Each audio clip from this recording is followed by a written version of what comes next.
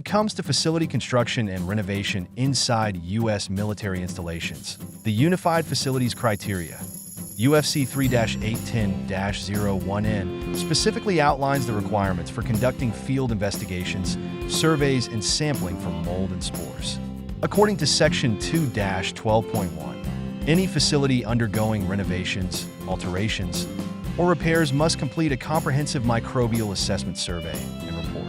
The UFC requires this assessment to be conducted by a qualified microbial assessor, such as a certified industrial hygienist, or CIH.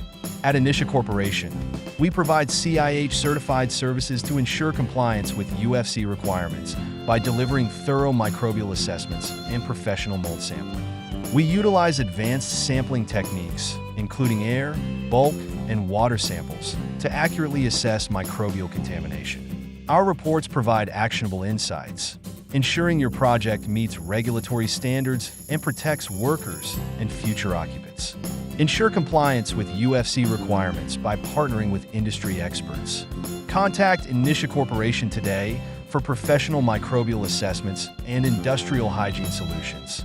Inissia Corporation, ensuring safety, compliance, and environmental excellence.